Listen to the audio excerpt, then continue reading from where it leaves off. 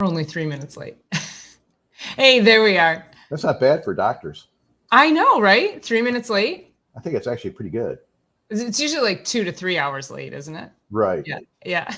Last time I took my mom into an appointment about 3 weeks ago for her primary care physician, we had a 9:30. We got there at 9:15 because that's when they told us to get there. And of course, he was late. He's a great guy. I love him. Same doc that I have. And but he was like late coming in from rounds or something like that, right? And then my mom was like, by like 10:15, she's like, let's just go. Is he even here? I'm like, yeah, Mom, I saw him down the hall. He's here. Well, why is it taking so long? Let's just go. I was like, oh, if we leave now, I mean, we can, but we'll be back here in 3 weeks. Doing the same thing all over again. Right. We're here now. Let's hunker down. And then you haven't had anything to eat because of blood work and stuff, right? So we'll go get breakfast. And it turned out to be kind of a lunch thing by the time we got out of there, Franklin. Yeah, they just It was so, very hey everybody, happy Sunday. We're having the conversation that we jumped in 3 minutes late, which is normally really good for doctors because normally it's 2 to 3 hours late. So welcome everybody. Thanks for being here. And I've got our buddy, Dr. Ron, who you guys usually see in the chat. So just to give some introduction to anybody who may not know who Dr. Ron is, Dr. Ron and I have been good friends for what seems like a million years. I mean, yeah, it's over 20, something like that. Yeah, and, that's like 20. Yeah. Let's just round it up. Let's just say 20. 20. Yeah. I just had Hannah and she's almost 20. So it's right yeah. up there. Yeah. So we just, we connected. We've been good friends and colleagues, and he's an incredible chiropractor, doctor. He's also practices here in Michigan. But like kind of like way far away from me. So we don't get to see each other too often, but that's why I thought this would be fun. We could come in and talk about inflammation together. And, this was a big topic for us. So I thought, well, why don't we just get somebody here that has an incredible amount of knowledge and experience? So who's that? It's like, gentlemen. Who? Yeah. It's a good Three Stooges one, right? Because you've been in practice, I think I put in the show notes 35 years. Is that correct? 35, yeah. 35. Okay. I'm glad I got that right. Yeah. So yeah. Actually, in 3 days, it'll be 36. Wow. Okay. My 26th, look at that. Just 10 years apart. My 26th anniversary will be on April 1st. Nice. No, March. Wait, it might be. No, let me think. Oh my gosh. 1998. I graduated in March of 98. It's like right now. I think it's right now. I think my anniversary is now, today. I know, carry the one. I don't do math. That's why I'm a chiropractor. Yeah, I know. It's going to take engineering. It's not dependent upon me. Yeah. Planes would be dropping out of the sky, man. Hold on. I have to grab my notes off of the printer. Totally forgot them. Say something to the people. Well, hello. I'm glad you're here. Today's topic is inflammation, which is an enormous topic. We're probably gonna just kind of scratch the top of the iceberg on this because there's so much involved in it that it's just more than what people think it is. It's all encompassing, not only extremity wise, like getting a splinter or something like that, and get the inflammatory response that way.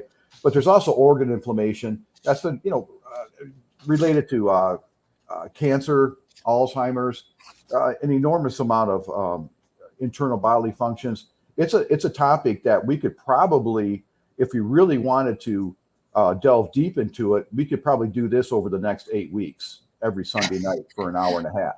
Easily. I was going to say, we could probably just dedicate the whole channel to inflammation, right? Yeah. I mean, really, Inflammation.com. Yeah, really. Ooh, is that URL taken? No. So you're always thinking, right? I know. Yeah. Well, and I think too, which is why I think it's important that we tackle it in the sense that people always hear of inflammation. They always hear, they hear that word. But I wanted to be able to bring to you guys what is it? Like when we talk about inflammation, what are we talking about? What is it? Yeah. Where's it come from? Do you have it? Pretty much everybody does. But the interesting thing is that many people will have issues related to inflammation and not even make that connection. So, Dr. Ron, you mentioned cancer. That's an inflammatory issue. Any autoimmune disorder is an inflammatory issue, like period. So a lot of people don't make this connection between inflammation and their health. And you cannot, there is no, I'll go out on a limb and say this is my opinion, but I think you might concur with me.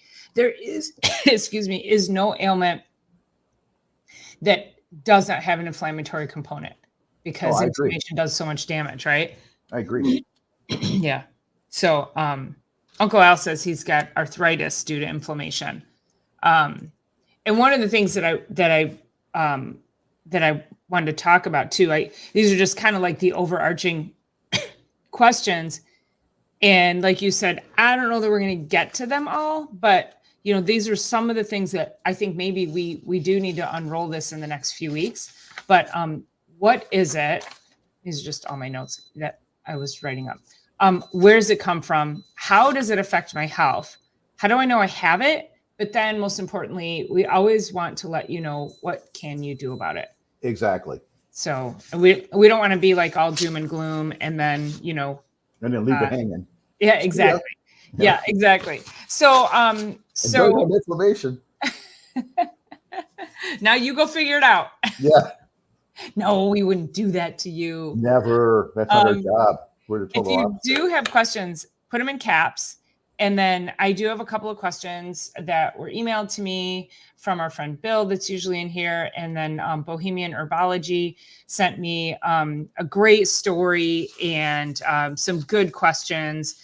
I actually emailed you back, Julia, at Bohemian, because I didn't get a chance to go back and check my email to see what your response was. But this is such a great story. And, we had Bill on the show a couple weeks ago talking about his story with his wife and cancer. And Bohemian's she's got a great story. And this is right in line with inflammation, what we're trying to teach, how it's handled in the medical community, and then what holistic health does and how it can absolutely help people in a way that gets your body back into self-healing. So she just dropped her line in there. She said, I can share her story here. So I might just kind of distill it and share some of it in a little bit, but I wanted to dive in. And then Bill had a question with regards to neuropathy. And so I think that's a really important topic, because that's a big, big deal right now, right? Are you seeing a lot of that in your practice? Absolutely. Every day. Every day. There's some sort of neuritis going on. If it's there long enough, then it would become a neuropathy. And, the symptoms of that are weakening of extremities or organs. It's very complicated, but it's there every day. Yeah. And not hard to identify. No. And I think where people, I don't want to say go wrong, but I think the problem is because it's a slow, it's such a slow process. It's this slow infusion. And so it feels like, boy, you don't know when, you can't remember when you didn't have it because it came on so slowly, kind of a thing. And then it just builds and builds and builds and causes. Like you and I have talked in the past, it's like having a dimmer switch on your light bulb, right? And you slowly dim it down over a period of time, and you don't know about it. Like say somebody else does it, right? You come into a room and it's almost dark, and all of a sudden you're normal. That's normal. The light's on, right? And all of a sudden somebody flicks that dimmer switch on, and all of a sudden it gets really bright. It's like, wow, this is a problem. It's like reading in the dark, right? And you're like, I give you a book and it's dark, and you're like, well, that's what your heart's doing. That's what your brain is doing. You're walking around, you got all these foggy thoughts. You can't think clearly. You can't relate clearly. Worst of all, you're not thinking, you're not sleeping well. And that's a big, big problem for many, many people. Sleep. I mean, we could dive into that too, but inflammation can lead itself into sleep. If we can help with the inflammatory component, we can probably help some of the sleep component. but that's a huge topic also to tackle. So if you're not sleeping, just quick tidbit, if you're not sleeping, you don't sleep well, it raises blood sugar, it raises inflammation in the body. So poor sleep is actually lending itself to your inflammatory processes. So if you want to get some inflammation down, you got to fix your sleep. So and I don't know, we probably won't have time to dive fully into sleep today, but we'll see where we go, right? Yeah, this is again tip of the iceberg, man. There's so much to this, and I think tonight's probably going to be kind of a general overview, and then maybe in the future, if you decide to get into more specific things, like one topic at a time. More I think it's a great idea, and I think the audience would love that too, because we got a lot of. Sorry, I had a typo in my banner. There we go. Okay. We had a lot of feedback last week when we were talking about doing inflammation on the show, and people are like, yeah, that would be great. That'd be great. So I think we need to run with this one. And absolutely, Bohemian brain fog is related to inflammation. So you get, and actually, and you've heard me say this a million times, is that it's coming from the gut. It sends toxins up to the brain, and that causes inflammation in the brain. So anything brain related, so brain fog, anxiety, depression, poor sleep, any of the autoimmune issues, so Parkinson's, dementia, ADD, ADHD, autism, any of those, think of it as brain on fire. I've got a couple little boys that I take care of, and we did some testing, some gut testing with them, and they have some markers, some bacteria that's in them that shouldn't be, and the mom's like, oh, that's why they run around like their hair's on fire. I go, yeah, literally, like their brain is on fire. Like, yeah. If you had that much inflammation in your brain, you'd be running around screaming too. You recall back, I think it was in the 90s, the red dye, I think it was like red dye number 3, that they would put in candies and licorices and stuff like that were absolutely driving kids insane. Yeah. It was I watched this a video on it one time, and it was like, wow. In 2 days off of this red dye, they were fine. Amazing. Other than that, these kids were running around about to put their head through the drywall. It was unbelievable. Well, that's what their body responded to. You're right. Yeah. Their brain was on fire. Yeah. It was incredible to watch. My mom found back in the 70s the Feingold diet. And do you remember that? Yeah. Yeah. Vaguely. And Vaguely. Yeah, so Dr. Feingold. Now you can still go online and find his information there. And his big thing was get the kids, and it was for kids who were, back then they called it hyperactive. Who, now we have spectrums of things and all these labels, but regardless, my brother was like just bouncing off the walls, and she found the Feingold diet. And that's when she got, she took out all the processed foods. That was what my TED Talk was all about, was how she eliminated the processed foods. They wanted to put them on medication, but got rid of processed foods, all the food dyes, nothing. I mean, think about like how good were crunch berries, right? And we couldn't have crunch berries anymore. So, those red little berries, they're so good. But absolutely. So, I mean, I'll lead with this. No, I'm gonna let you hang on to the end, because I have my top 3 rules for where to start with your inflammatory markers. I'm gonna hang on to those. You probably have heard me say it before. Do you have any rules? Do you have any like top rules? As far as like the anti-inflammatory thing? Mm-hmm. Yeah, I do. You want to save it or you want to share it? Well, we'll delve into it. Yeah.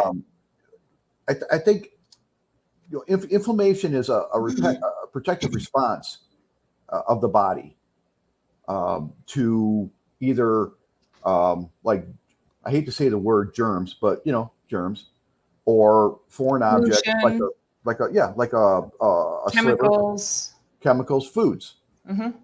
So that's like a protective response. Your body recognizes that it's being invaded, it's being damaged, and it tries to do whatever it can to do to stop that, to make it go away or to heal it. So inflammation could be acute, it could be subacute. Acute's like what, a few days, like you have a sliver or something like that in your finger. You pull it out, it's red, it's warm, it's painful. Those are all the signs of inflammation. And it could be subacute. That could last 2 to 6, 8, 10 weeks. And then, the chronic stuff could be, forever.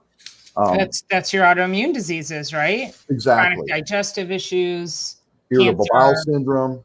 Absolutely. Yeah. Absolutely. So a lot of this is traced back really to even, and we've talked about this a gazillion times. And the last time I was on, I was on your stream. Not that many. Have we talked about that many? Yeah, a gazillion. Look it up. It's a thing. Google it. It'll tell you. More than 10. Right? More than 10, yeah. Vitamin D. Yeah. Once again, low vitamin D, man. It plays such an important role. If you're in also the foods that you're eating, high sugar foods, right? Processed sugar, really bad for inflammation. You can argue in some cases if it's overdone, red meats, stress, all these things kind of add up. So if you have like a high red meat diet and a high sugar diet and you're under a lot of stress, your body's going to be inflamed. It's like no way around that, man. It's just going to happen. Yeah. And I think too, I think as far as like the animal proteins, I think you've got to have a good high quality animal proteins for sure. Exactly. I'm talking the processed stuff. Yeah. Like bologna. Even the plant burgers, right? Oh, right. Yes. Oh man. Even that, but that, salamis, bologna, stuff like that, high processed meat, they're full of chemicals, they're full of preservatives. I don't think they used to be at one time, but they are now. Yeah. All the nitrates that are in them. They had them way back when, because that was my mom's thing. My mom was like, we can't eat anything. Again, teaching me at 8 years old, sodium nitrate, monosodium glutamate, all that stuff. That was all rampant in our food system, and it's still there. It's still there. But she was probably more so. I think so. Yeah, I think so. Yeah. Nitrate's what they used to, that's part of how they make gunpowder. So how inflammatory. Really? Oh my gosh. Well, I didn't know that. Yeah. Not sodium nitrate, but nitrates in general. Yeah. I didn't know that. I mean, and that's the thing too, like how many chemicals are in our food supply that are deemed generally recognized as safe. I did a show on that. I did a couple shows on that probably last year sometime. Probably a good idea to rebirth that as well. Where the government says, these ingredients, food companies, you can put all these ingredients in the food. We're deeming it generally recognized as safe. The food dye was one of them. And they basically are like, we kind of think it's safe, so go ahead and use it because of the oversight, right? They don't want the oversight to have to go and police that. So they give the food companies this list of ingredients and preservatives and additives that they're like, you can use it. Just send us a report every year telling us it's safe. And then they're like, it's safe because you said it's safe. And then they send a report, it makes no sense at all, right? Yeah, it's like the FDA in general. Pretty much, pharmaceutical companies police themselves, and the FDA, who's supposed to be policing them, just says, send us what you got. Yeah. We'll take a look at it. That looks cool. Well, and I think just going back to what you were saying, that it's a protective response because we're bombarded every day with these invaders, right? If the body, whether it's something we're eating, drinking, breathing, putting on our skin, these are all insults to our body. And so our body's really intelligent at recognizing that, and it has to have protective systems. So, it's like when you go outside, and I mean, let's just think about last summer when we had the Canadian wildfires, or when we had and that's all we heard all summer. And then when we had the chemical spill from the train down in Ohio, and we were smelling those chemicals. So you're breathing that in, but your body has a filtration system, but that has to increase inflammation in your body so that your body can bring in the proper team, if you will, the proper army to make sure that it gets filtered out properly. Now, those are pretty big things, right? So spills and wildfires, but anybody out there lighting candles, pretty smelling candles, or you use Glade plugins, you use perfume. So these are all highly toxic ingredients. They're called phthalates, pH starts with a pH. Phthalates, PHALATES. Think about that.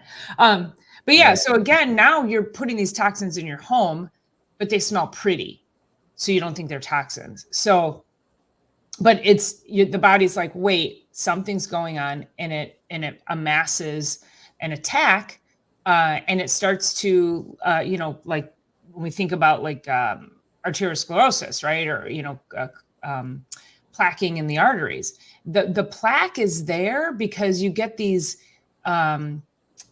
insults coming by, and they're like, they kind of like, I guess for lack of a better term, I don't know, they kind of like pick at the vessel wall.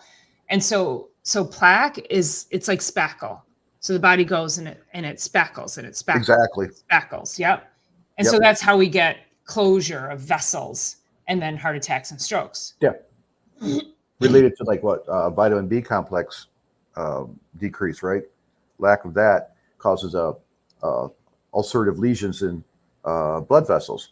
Again, your body's response is to plaque it up, and it does it with oh God, I just forgot it. I hate when I do that, but it does it with cholesterol. Yeah, that's the body's. Do you have inflammation? Is your brain on fire? I think it is. So yeah, it's like it plugs up the weak areas of the arteries, and all of a sudden, over a period of time, the arteries because so much smaller, and all of a sudden it's like, hey, cholesterol's a bad thing. We have to stop that. But 90% of our brains are cholesterol, and I have a theory. I think we've talked about it before, where like a lot of cases of dementia and Alzheimer's are related to that generation of adults back in the 50s and 60s when statin drugs first came out. And everybody had to go on it because, of course, everybody had, high cholesterol ratings. And now we've got the highest percentage, my mother included, of dementia. Mm-hmm. Yeah. So coincidence? I don't think so. Your brain's cholesterol. You stop making cholesterol. How does it repair itself? Well, I don't know. It's just a theory. No, you're totally right. I mean, there's studies that show that the lower the cholesterol is, the higher the rates of dementia, Alzheimer's, Parkinson's, all of that. So the brain needs cholesterol. I mean, that's just, it's like we need to stop. I mean, if you remember when cholesterol was so demonized back in the 80s, and I did cholesterol testing when I was just out of college. And that was a big thing. Let's do cholesterol testing. That was the big moneymaker then, because everyone wanted to know their cholesterol, and they'd come in every week and get their cholesterol checked. And the norm, if you were under 225, you were fine. Right. You're fine. Well, now I think is the norm like 180. Like they just keep dropping it. It's 180 now. Yeah. So they can sell more drugs. Yeah. And it's like, that's the only reason. If you look at how that study was, the study on that launched statins is really, when you break down the numbers, relative risk versus relative versus, oh my gosh, now I'm drawing a blank. You're comparing the two groups together versus one to itself. I'll think of it in a second. Anyway, when you compare the risk factors, it really helps 1% of people. Like it doesn't work, but it was in this group of 100, 4 people had high cholesterol, and in this group of 100, 2 people had high cholesterol. So the reduction is 50%. That's how it's reported. And when they reported 50% reduction in cholesterol using statins, that's how they manipulated the data. And then it was just like on like Donkey Kong, I gotta let the dog out. Okay. And going back to the whole cholesterol thing, relating to inflammation too. A lot of cancers have been related to inflammation. Actually, there's been several new studies out that talk about that. Gastric cancer, intestinal cancer, all these different things that are involved in inflammation. So you can see how this could be like a topic that could just go on forever. It's like the song that never ends, right? It's just like there's so much to talk about, and every once in a while you get like a whole bunch of new information out there on it that is just so worthy of talking about and so worthy of spreading around. Back to the cholesterol thing, it was 225, and then it went down to 200, and now it's 180. And my primary care guy, who I adore, he's very open-minded. He's helped me a lot with other health issues that I have that you know about, Paula. And he wanted me to go on a statin drug because my cholesterol was now above 180, but it's always been right around 200. It's always been that way. I don't eat super healthy, but I eat healthy. I exercise for the most part. Probably do more. You walk every day, right? Yeah, I do. Yeah. That's my thing. Yeah. That's more mental for me, I think, than physical. Yeah. Which still health, right? Yeah. But my insurance carrier notified him that somehow they got a hold of my blood work, and they're like, "Hey, this guy should." I'm not even joking, man. That's crazy. This guy should be on a statin drug. Wow. And every time I would go in and see him, they would send him a bulletin saying that this guy should be on a statin drug. So at the end, he's like, "Hey, listen, this is really becoming a problem for me. They're really on my back about getting you on a statin drug." I'm like, "Hey, listen, write the prescription. I'll fill it, but I'm not going to take it." Yeah. So wow. That's, because we talked about the whole brain thing with cholesterol and Alzheimer's and dementia in general. I don't know if he totally gets it, but he placates me enough to, yeah. So I'm like, my cholesterol is always going to be around 200. And for whatever reason, if they say, "Hey, you have to up the dose," fine, up the dose. I'll fill it. It's like $2. So yeah. Oh yeah. Trash. I'm not going to take it. Right. Right. Yeah. Yeah. And then just keep getting the refills, and then yeah. Well, that's fine. It's $2. I'll spend $2 to keep the heat off of you. That's fine. Well, so Laura asks, what food do we get cholesterol from? And animal fat.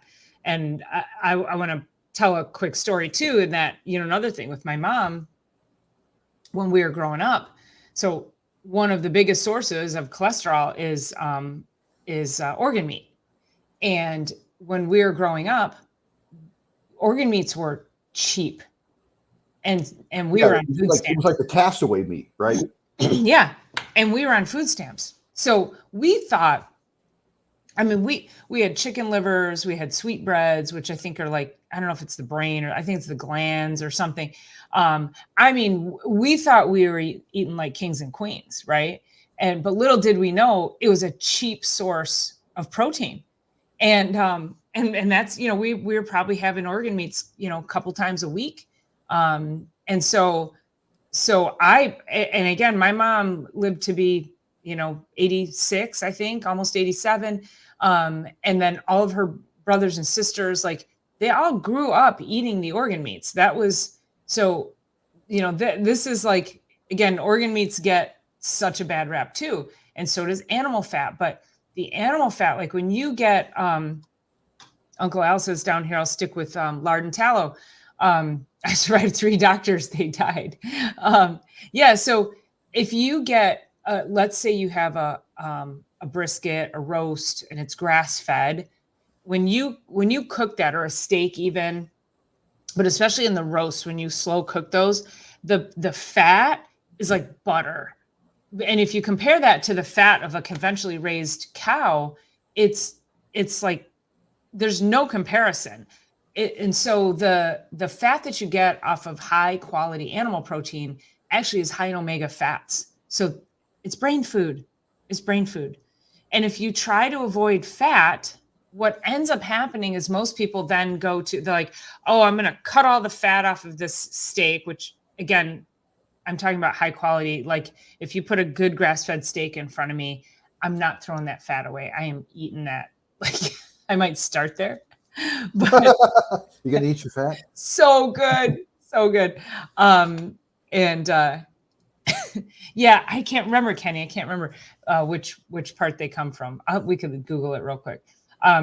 But anyway, so but that's like I don't feel bad about doing that because also that fat is healthy and it's full. It fills you up, right? So it hits your satiety center. But to your point, when you were saying earlier, if you're eating poor quality sources and you're eating that fat, you're eating all that bioaccumulation of toxins from the animal, from the corn feed, the GMO, the genetically modified corn that they've been fed, any antibiotics they've been injected with, and all whatever other kind of drugs. So that's where the difference really comes in is staying away from fat when it's of poor quality animal sources, right?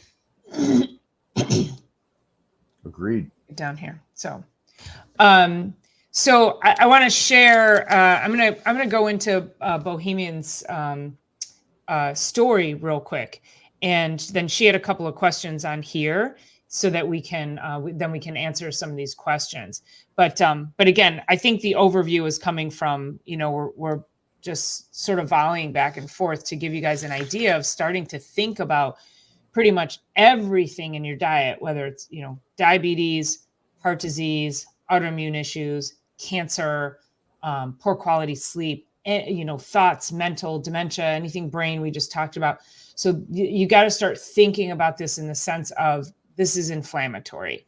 And that if we can now start to figure out the why of that. So then we go upstream and we try to figure that out. And that's one of Bohemian's questions here. So she had said that, first of all, she says, thank you so much for all the help you have been, both physically and in regards to all the inspiration you have shared. Hearing you speak in regards to diet is somewhat of an echo chamber for me. Wonderful and so appreciated. She said, I wasn't always as adamant. I used to eat like everyone else in America. And around 10 years ago, I moved to a highly polluted area. Within months, I became ill. Doctors kept telling me I was getting old and trying to get me to consume prescriptions and take tests. Very common story, right? I did not believe them as I was fine months before. You don't just grow old overnight, right? And so many people that I meet, and Ron, you probably get this too, like people like young, like, 40s, 50s, and they're like, I'm just getting old. No, you're not. It doesn't work that way. No, right? That's not what this is. Right. Right. You're not old. No. It's I got 20 years on you and I'm not old. Yeah, exactly. Yeah. Maybe in 20 years I'll be old, but I hope not then, right? Yeah. Up until then. So but then and a lot of that too is like, it's like the common medical thing that we have going on right now. It's like, well, I'm sore, I'm achy. Well, you're just getting old. You have arthritis in there. You have, how many times have you heard you've got stenosis? I know. It's just like it just makes my skin crawl every time I hear that. Oh yeah. If you hear that, if you have a doctor who tells you it's just a normal part of aging, right, go find a new doctor, please. Yeah. It's not. Honestly. There's no normal part of aging. There's, yes, we're all going to die, but we should not have chronic diseases, period. So then she goes on to say, well, that's like the word itself, right? Dis-ease. Yeah, your body is in dis-ease. It's not normal. It's not a normal part of anything. It's just not. There's a problem. There's something wrong. There's a deficiency somewhere. Your body is an incredible machine. It can take an enormous amount of damage, an enormous amount of abuse until it just can't. Whether that's self-inflicted or environmental or whatever, but then it starts to shut down. So it's not normal. Yeah, and the adaptability, when you think about how the body adapts, right? It adapts to good situations and it adapts to the bad situations. So inflammation and dis-ease, that's your body adapting to try not to like kill you quickly. It's trying to keep you alive. Right, trying to save you. Yeah, exactly. So, all right. So she then says, it's quite a story that involves me battling the EPA, city council members, etc. I was successful with having a few improvements, but quickly came to realize the battle was way bigger than I and my resources could handle. I'm a firm believer that I only want to give my energy towards good and beautiful things. Amen to that. I had to step away because it wasn't doing any good for anyone, including me. Long story short, I took my health into my own hands. It made sense. I kept feeling worse, and I was the one who cared enough to help me. It's a key statement right there. Maybe the doctor's intentions were good, but they went home and felt fine, and I was still all jacked up. I became super aware of all the unnatural in the world and began to cut it all out. The first was food and medicine. And then she said, I moved, and within a week, I no longer needed my inhaler, and my aches and pains began to subside as well. Like crazy town, right? That is. So, and then I'm going to read her questions here in a second, but I had a guy that was going around on my YouTube channel, commenting on all my stuff, and just, like I had the one on the chemicals that were found in oats, and it's pervasive in oats. And he says, this is alarmist. And he's going around on my videos, and he's like making all these like negative comments about, and then he said something about the tomatoes. I was 100% wrong on what I said about tomatoes. And I'm like, and then he would like say, he'd say something, he'd write something. And like, it was so unintelligible what he was like. I was like, what are you even trying to say? I don't even understand. And I'm like, this guy's got inflammation in his brain. So, but I eventually, and I tried to like go back, and I'm like, actually, no, here's the data. And he's like, oh, that's, old data or whatever.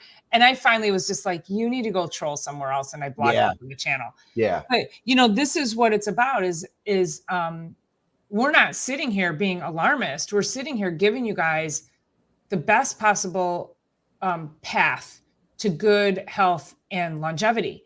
And it's going to be just like what Julia said in her letter here, is that you have to take matters into your own hands. You have to pay attention to all of the things that are coming at you, the food, the water, the air, and the deception that's being fed to you. So her question was, do you believe inflammation is something like a switch that turns on and you can flip it back off, kind of like a stress response? And then, so I'll let you go ahead and you can take that one. As far as like being a switch you can flick off and on, I think there's things you could do to stimulate it, and I think there's things you could do to reduce it. Again, dietary choices that could flick the switch on, especially if you're predisposed to certain things. Again, we're talking about a whole myriad of things, right? Stress, diet, environment, antigens, toxic chemicals, all these different things come into play. So switching it off and on, I think that would be difficult to do rapidly as like a switch, like we're talking about, like a light on, light off, right? I think if you take into consideration all those factors, I think you can, again, like a dimmer switch, I think you can lower inflammation rather quickly, but you're probably not going to be able to turn it off completely unless you start introducing like non-steroidal or steroidal anti-inflammatory drugs. And that's a whole different issue. Right. That's not what you want to do either. Right. No, you don't. Yeah. You kind of want to take control of what's going on with what you're eating, the environment that you're in. And, in the environment you're in, sometimes you're just stuck there, right? You live on, like she was, right? Like you live on, by Zug Island outside of Detroit. I mean, you're pretty much dead. It's just a matter of a few weeks. I don't know if anybody's ever been down there. Yeah. But I can't, it's amazing they haven't just concreted that place off like Chernobyl. It's incredible, right? It really is. There's still houses there. Well, that's over on the west side of the state where the Wolverine shoe company was. And there's still scraps of leather and suede along the riverbank there with the toxic chemicals from tanning Yeah. that they let go into the water. And all those people in that town got cancer and, died young. And I mean, they're still fighting it, I think, Yeah. I grew up in a city called Wyandotte, south of Detroit, and we had a BASF chemistry building there, whatever they were doing, and it was in the northeast part of the city. And it's kind of interesting because a lot of the people that I graduated, especially women, with have come down and died of cancer from that section of town only. Wow. The section of town that I'm in, hardly anybody's dead. Like except like a car accident or something like that. Yeah. So I mean, the environment that you're in, that plays a huge factor.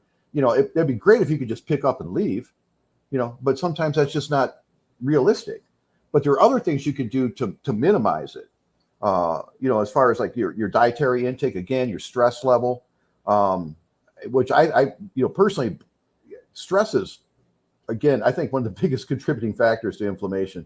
It's just I've dealt with it. I know what it's like, and it's a killer, man. If you can't get control of it, figure out something to do. There's so many different avenues out there. But as far as again, a switch flicking it off and on, I don't think you can. I think you can, like rheostat it down, but I don't think you can just get rid of it completely all at one time. That would be great if you could. Unless, like you say, unless it's like an instantaneous trauma. Car accident or something like that. Yeah, then it's going to be, you sprain your ankle, boom, right? Swells up. So that's you get a sliver, right. That's inflammation too. You pull the sliver out, and in a day it's gone. Yeah, but I think you're probably, if I may speak for you, Julia, you might be talking more like in the absence of that, how do we get it? And so, I don't think unless it's in an acute situation like that you're going to flip it back on. But this is why taking every step to control what you can control. And again, the poison being in the dose, right? So like this dude who was like going around, attacking me on my YouTube channel saying I'm alarmist. And he's like, it's only a thousandth of a whatever, and I'm like, the poison's in the dose. Like, how much of that are you eating? And then how many different sources are you having? And, pay a freaking attention, right? Exactly. That is such a true statement. Poison's in the dose. Yeah. In doses of so many different things, right? Wow. That's a great statement. So she then asked, which we started off saying this about the signs and symptoms, signs and causes of inflammation. Signs we talked about were, just any health issue whatsoever, anything is inflammatory. So whether it's, something of the mind, like you say, anxiety, depression, poor quality sleep, what we talk, gut issues, autoimmune, high sugar intake, right? What's that? Processed flours, right? Refined flours, things like that. That's trans fats. Oh yeah. LDLPs, right? And that's actually been related. The same thing is related to inflammation with like low density lipoproteins. It's like directly related to cancer. So it's kind of interesting that those two things that are associated with inflammation and cancer. So it kind of makes it gets your brain going a little bit there. As far as like maybe this inflammation thing and this cancer thing are way closely more related than people think. Because I know there are studies out now. I've read a couple of them that indicate that. And I took a keen interest in that. My sister passed away last year from cancer, and so I took a real keen interest in that. I spent a lot of time, researching it, just reading here and there. Oh, he's happy boy. That's like me. If he's out of his mind right now. He's just happy to be inside. You keep talking. I'm going to figure out what's going on. All right. So they're finding out now that there is a direct relation to that. Certain viruses. I know there was a time. I don't know, Paula. You're probably too young to remember Linus appalling with the mega doses of vitamin C. Do you remember that? Mm-mm. He was a Nobel Prize winning virologist. And he, I remember reading about him. yeah, and he came up with mega doses of vitamin C to cure cancer. Yeah. Prior to that, he was adored. You know, he's like the Anthony Fauci of that age. I mean, this guy was like, he could do no wrong until he said you eat a bunch of oranges and you'll be okay. And all of a sudden, then it was like, oh no, You crossed the line. Yeah, we can't have that, you know. And so then, yeah, that he was totally discredited. I wouldn't compare him to Anthony Fauci, by the way. No, I wouldn't either. Yeah, but, right. Yeah. You know, that's the first thing that popped in my mind. Yeah. It's either that or Bill Nye the Science Guy, but you know. And he has his own. He's got his own issues too. Yeah, he does. He's got a bachelor's degree or a master's or something, right? He's not even a doctor. So, something so dumb. It's something so dumb. Yeah. Yeah. That's hilarious. Yeah. So I think, you bring up a good point too. Like, viruses, any kind of viruses, you get sick, you're down for a week.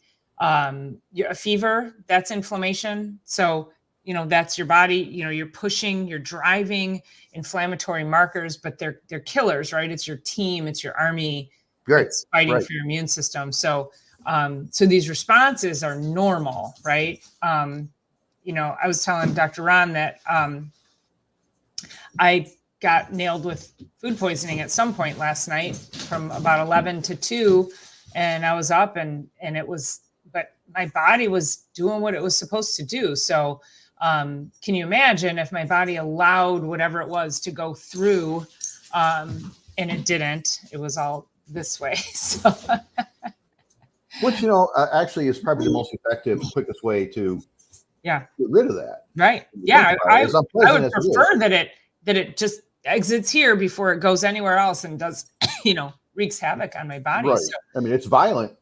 So the most violent thing your body can do to itself is vomiting. When you think about it, it's like a complete reversal of the GI tract. Yeah, it's actually pretty incredible when it does happen. It's amazing. Yeah, I know it may sound kind of stupid, but I think about stuff like this all the time. Yeah, it's like wow, that's a one-way street, man. And all of a sudden, nope, nope, it's coming back up this way. Yeah, yep, yeah. So, so anywho, that's some other inflammatory processes that take place. But yeah, I mean, the human body, when you think about it, is really just absolutely incredible in its ability to keep us healthy. And there's, inflammation or the fight of inflammation is happening at all times in every single one of us. And because of what Dr. Ron was saying, it's just coming at us from everywhere. And then I think there just becomes this, we were talking earlier about neuropathy, because Bill wanted us to talk about neuropathy and inflammation and neuropathy and how that works. And I think that neuropathy is one of those things as well that that can really be caused from all these other things that we're talking about: chemical exposure, environmental exposure, dietary issues, type 1, type 2 diabetes mellitus, right? Yeah, diabetes. Almost everybody has a neuropathy somewhere, usually in the lower extremities. Yeah, and of course, diabetes, that's an inflammatory issue. It's autoimmune. So we if we just put inflammation at the top of a whiteboard and we could just drop lines to every single chronic health issue that we need. So with neuropathy, that's one of those things too, where we start to get, we can get nerve damage. The nerves can be, essentially, think about it like this, like, if it's autoimmune related, and autoimmune issues are, your body is it's launched an attack on something. So if you have thyroid issues, it's launching an attack on the thyroid. If you have diabetes, it's launching an attack on the pancreas. And these are, very gross generalizations. So, I'm just trying to give you a broad overview. So if you think about the neuropathy, it's assaulting an attack on the sheath, the nerve sheath. And so that's where we can get the numbness, the tingling, nerve pain, because your body's attacking the nerve sheath because it looks like a foreign invader. It looks like something that the body has seen before. Amyotrophic lateral sclerosis, same thing, right? Yeah. Lou Gehrig's disease. Yeah, go with that. It's like basically a dying of the myelin sheath around the nerve roots, and MS is also the same way, and nobody really knows why it happens, but it does. That myelin sheath is like an insulation. It stops the nerves from firing, when they shouldn't. Lost the cam. They would probably rather have me lose my cam than you lose yours. I don't know what I did. Sorry, you're stuck with me. Anyway, so when that myelin sheath starts to die, then you get all the short circuiting of the nerves. It's like if you took a copper wire, right? You stripped all the plastic that's off it that insulates it. That's not good.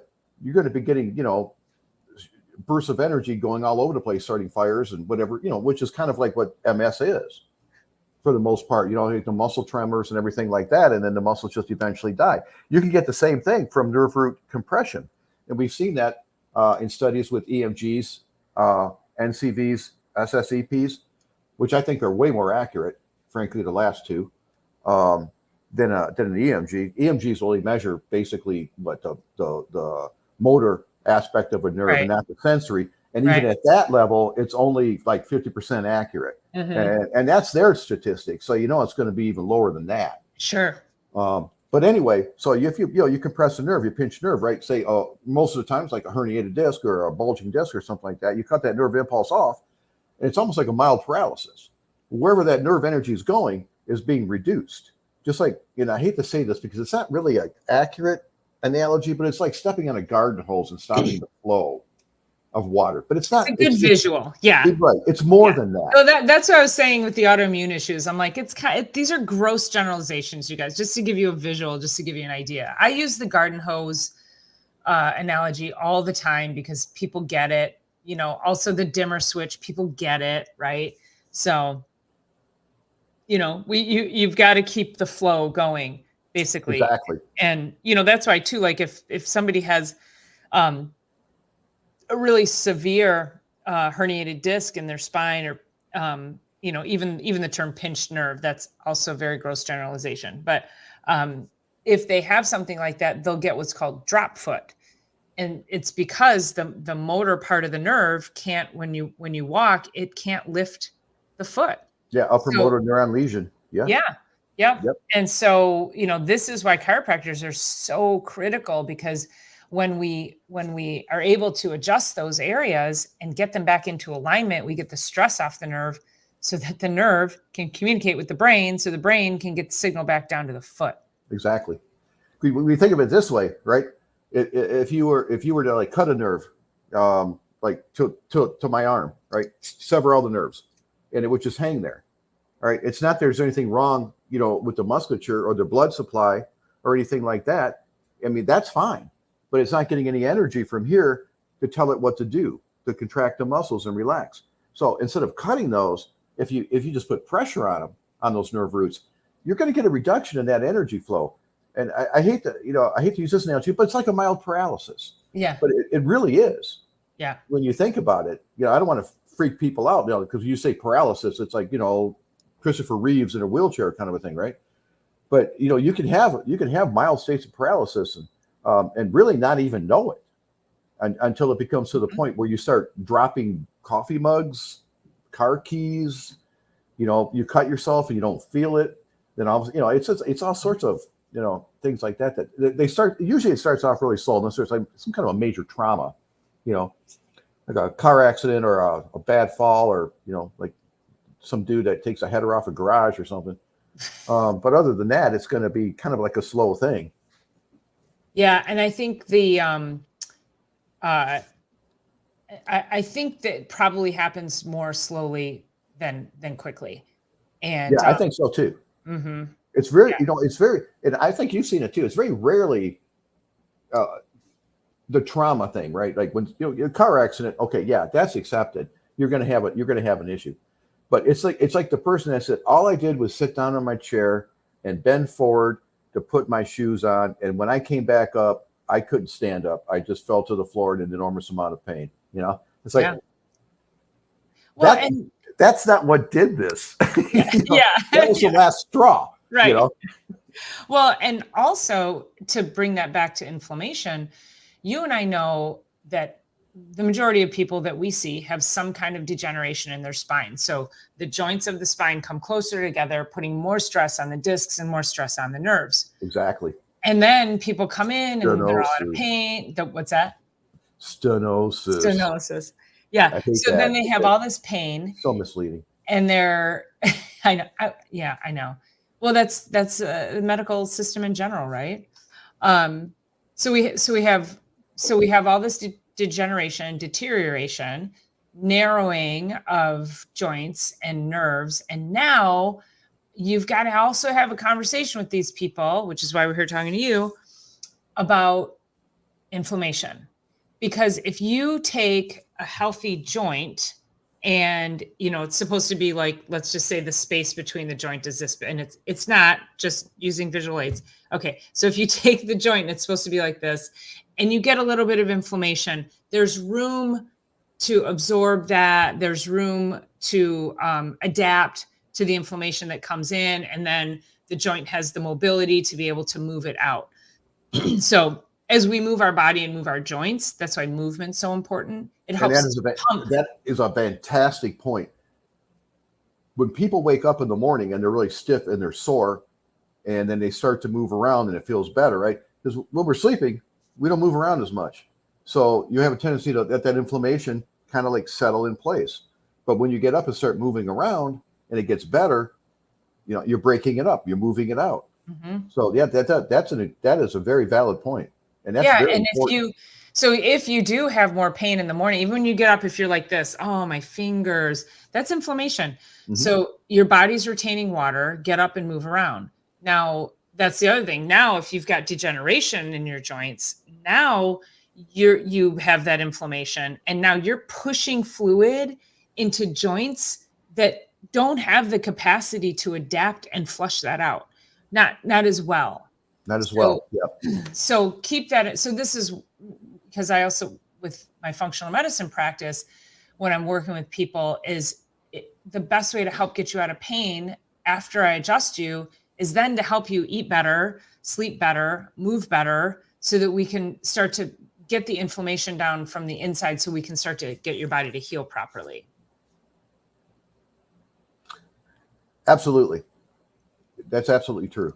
And as we get older, sometimes that does become a little bit more difficult, but that's not the reason. There's other things going on in your body that will facilitate that. I'm 61, and I really don't have that much joint pain at all. I just don't. I get adjusted on a regular basis.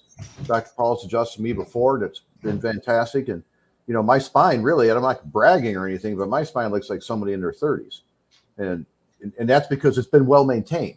Mm-hmm. That and dietary issues and supplementation, things that are important to keep it going. But yeah, I mean, I sometimes I feel like you and I are like the abnormal ones when it comes to the condition that we're in, which is really sad. Yeah. It should be, it should be everybody like this. I took an X-ray several weeks ago of a gal that was in her late 30s, and her neck looked like somebody who was in their 70s. Isn't it crazy? It was just unbelievable. Yeah. Frankly, well, taking into consideration, she did have a couple of car accidents or whatever, but still, it wasn't properly maintained even after that. Mm-hmm. So, but yeah. And I wish we could get people to understand that once you've been into a car accident, you've got to get in and start to get adjusted, because the adjustment itself, there are studies that show that chiropractic adjustments decrease inflammation. So why would you not do that and increase neurological function? Once you start getting the radiating pain, and usually it's going to be your upper extremities. It could be anywhere, but what do you say, Dr. Paula? Like maybe 80% of the time, 90% of the time, it's going to be your upper extremities, numbness, tingling, and then it turns into like biceps, triceps, aches. And then all of a sudden it's like a major, I have to carry my arm because I can't lower it down. The pain is so bad if I do. Yeah. I I've seen that a million times over my career. It's and it's really sad because when did this accident happen? 4 years ago. Oh Like, no! oh my gosh! And then they're like, "Why do I have the old lady hump here?" Yeah, Because you had whiplash, right? If you have an old lady hump, that's whiplash yeah. and inflammation, That's what that and is. and you're out of alignment. 100% of the Yeah, time. That's what that yeah. is. Yep. So, That's well, residual. That's residual from unaddressed trauma. yeah. Oh, perfect. Yeah, address the trauma for sure. So, I think we can easily dive into more of this next week if you'd like to come back on. Oh, I'd love. But I wanted to just leave you guys with a couple of things as far as because we want to give you some tips and tools, and where can you start. So, and I said at the beginning, I have my 3 rules, and so I'm going to give you my 3 rules, and then we'll let Dr. Ron chime in on where he would what advice he would give you as well. So my 3 rules, which is how I got into all of this at 8 years old, that my mother taught me, was no artificial sweeteners, flavors, or colors.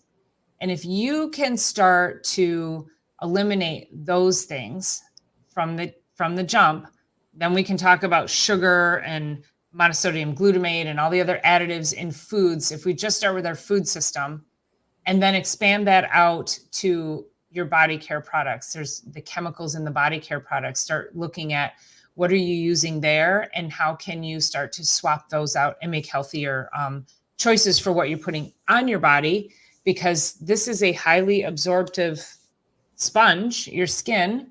So I don't know, is it a sponge? I don't know if that's a good visual on that, but your skin breathes. And so you put things, absolutely. yeah. So you put things on your skin and it's going to go into your bloodstream. Those chemicals will go into your bloodstream. So start taking care of that. So where do you land on that, Dr. Ron? Absolutely. Yeah, your skin is like a sponge. Not in the sense that it, like a sponge would be, but it's actually way more sophisticated than that. It allows certain things in, certain things out, and it's very durable. But it is also very kind of delicate. You got to take care of it. So whatever you put on your skin, toxins and whatever, the kind of soaps you use, it's stupid stuff like that. Things you never really even think about. That's all going to be absorbed. Mm-hmm. You've seen like the nicotine patch. People quit smoking. Yeah. Why would you put it on your skin? Well, because the nicotine's being absorbed through it. Yeah. It does. It happens. That's just the way it's designed. So, whatever you put on your body, whatever you put in your body is going to be, reflected in how your body responds and how your body reacts to it in ages and maintains its own health. So, yeah, if you're around too much toxins, again, it's not a good thing. You're going to be absorbing it. Yeah. And it's going to reflect itself. So I think we could do a whole episode on skincare with inflammation. That's probably we could probably go into that one next week. That is like, so we've talked to just this topic is just, again, we didn't even scratch the tip of the iceberg. We looked at it. Yeah. There's an There it iceberg is. over there. It's still really far away. We haven't quite gotten there. There's like so much. There's like, yeah. And it's really, when you really get into it, it's really, really interesting because it affects so many aspects of your life. I think we'll call this inflammation part 1. Yeah. And then I'm thinking we cover, let's cover body care products, household products next week. I think that's a good one. That would be really good. Yeah, let's break that down. Would you guys like that? If so, give me a thumbs up. And if your questions did not get answered, let me know. And we'll always be, obviously we can come back to them. But again, we're just looking at the iceberg that we thought we were going to scratch right now. So yeah. Yeah. A Bohemian makes her own soap. So that's awesome. Yes. Yes. And you're right, Grammy Karen. There's heavy metals and all that stuff. And I get my grays covered every 4 weeks. So I'm not judging. Okay. But I also make sure that I'm like doing my detox shakes and I eat well and I exercise. And so I feel like that's my thing. So And P squared, yes, we will be back for you guys next week. And yeah, let's talk about household products, skincare products. I think that's a great next place to go with all of this. So, all right, Dr. Ron. I think it's very topical, and I think it would be very interesting and important also too. Well, because people just don't know, right? I Right. mean, it's just unaware. Right. It's a whole new world. Yeah. Frankly, when you think about it. Yeah. If you're not told, how would you know? Unless you're like a psychopath like me that just like delves into these kind of things because I find it really interesting. Or like me, whose mother turned me into a psychopath when I was at 8 years old, right? Yeah. It's all good. That's why we're here, right? Yeah. Yeah. Like, we're both like super creatures of attention to detail. You know? Yeah, I just want to know. And if I can't find an answer from somebody, then it kind of makes me go, why aren't they answering that question? Things to make you go, All right, you guys, thanks for all your questions and your engagement. Remember to share this out, invite others in because, we'll be talking more things, inflammation, and would love to have you here. We'll see you next Sunday. That's a great topic. More things, inflammation. I love that. I'll name it that. Yeah. I mean, more things, inflammation. That's fantastic. Okay, perfect. All right, and then I got Reset Monday tomorrow morning. And we might have to look at Bohemian. I make my own shampoo, lotion, cleaning, better and free. We might have to pop you on next week for a little insight on that. Would love to bring you on next week. So that'd be good. And yeah, what else do we have? I completely lost my train of thought. Reset Monday tomorrow. Chiropractic is Sexy Thursday. Back here next Sunday with Dr. Ron talking about more things, inflammation. Okay, that's it. I got to go to sleep. Okay. All right, you guys. Love you so much. Thanks so much for